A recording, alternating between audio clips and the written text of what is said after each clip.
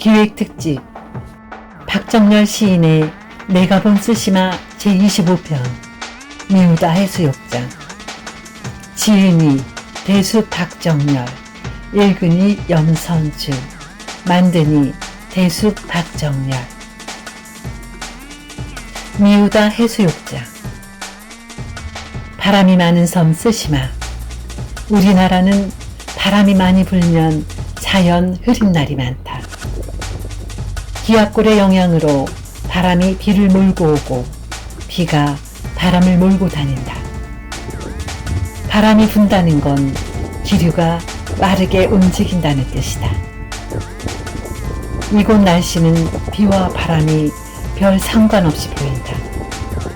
센 바람인다도 하늘이 우리나라 가을 하늘처럼 맑다. 수평선은 하늘과 바다가 얼른 분간이 안 갈 정도다. 이상하다 할 것이 하나 더 있다. 거센 바람이 부는데 먼지가 없다. 바람이 이미 오래전에 먼지를 다 날려보내버린 것인가. 하늘이 맑고 푸른데 종이 조각, 비닐 조각 하나 날지 않는다. 이유가 뭘까? 맑은 하늘에 흰 구름 몇 조각 떠가면 얼마나 아름다울까. 산 너머 뭉글뭉글 피어오르는 뭉게 구름이 하늘을 얼마나 더 아름답게 하는가 말이지. 그러게나 말이야. 월화가 동의를 한 거야. 미우다 해수욕장의 본래 이름은 일기 대마 국정공원 미우다 하마인지다. 버스에서 내렸다. 주차장이 아스팔트나 시멘트가 아닌 홈이 파인 벽돌이다. 홈에 잔디를 심었다. 때를 경사진 곳에 심을 때 물에 쓸려 내려가지 말라고 주로 쓰는 식재 방법이다. 이곳 토질이 아주 가는 모래다. 모래밭이 잔디 밟히는 촉감이 좋다.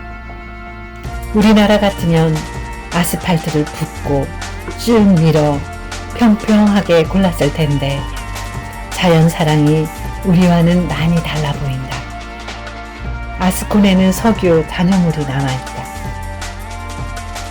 비가 오는 날은 아스팔트에서 나온 석유 성분이 물에 떠 개천으로 흘러간다. 잔디는 유성 성분을 아주 싫어한다. 살아남을 수 없다. 잔디는 사실 토양에서 잘 자란다. 쓰시마는 산이 높고 면적이 좁아 물길이 바다와 잇대어 있다. 빗물을 정화할 자연 여과 기능이 거의 없다고 할 수 있다.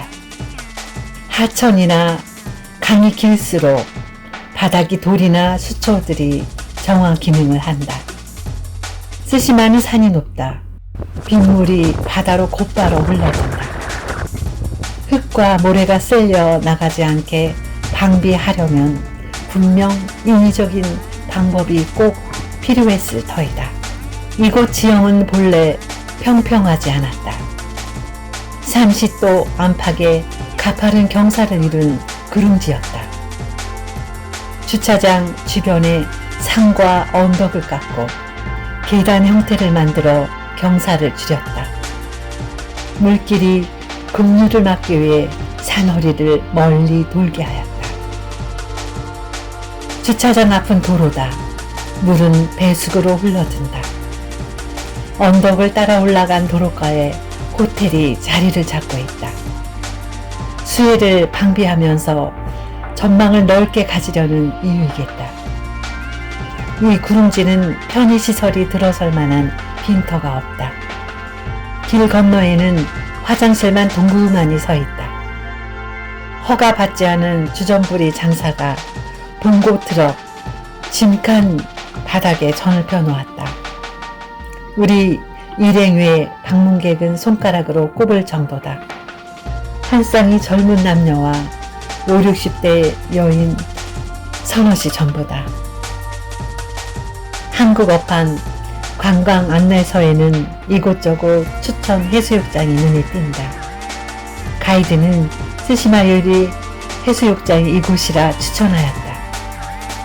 다른 곳을 추천하지 않는 걸로 보아 여기보다 더 나은 곳이 없나 보다.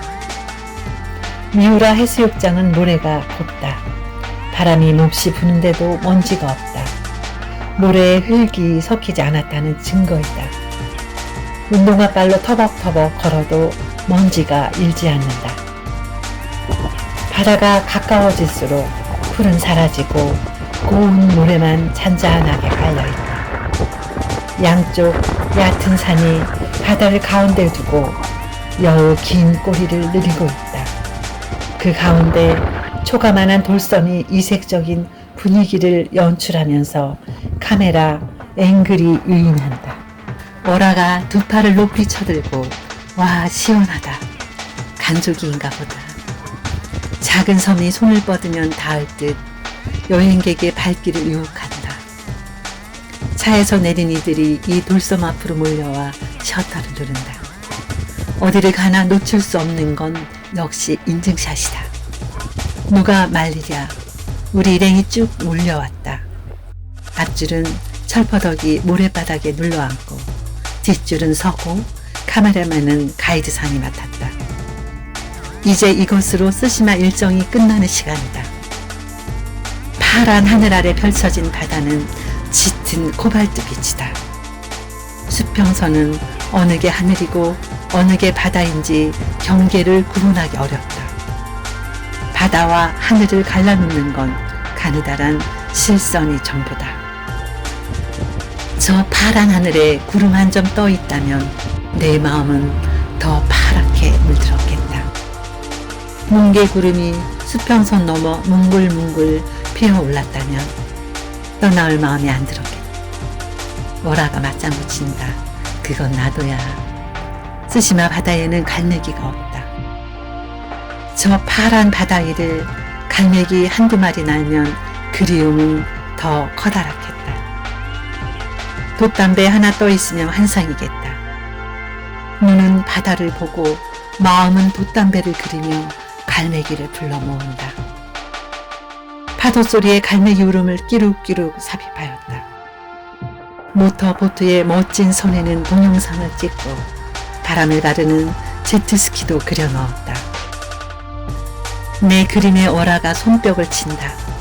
여행은 미지의 세계에 대한 동경이다. 이번 쓰시마 여행에 동참하고자 했던 이유는 순전히 내가 모르는 세계를 경험해보고 싶은 충동에서다. 여행이 설레이게 하는 건 집을 나서는 그 순간이다. 집 나서면 고생이다. 오라가 되물었다. 그럼 가장 편한 곳 거긴 어딜까? 다들 어이없어 하겠지만 그건 무덤이다. 에이 그건 말도 안 돼. 즉흥적인 오라의 반항이다. 뭐라가 할까? 살아있으면 곧 괴로움을 동반한 여행길이다. 더 먼 곳 어디론가 가봤으면 좋겠다. 오라의 말이 생뚱맞다.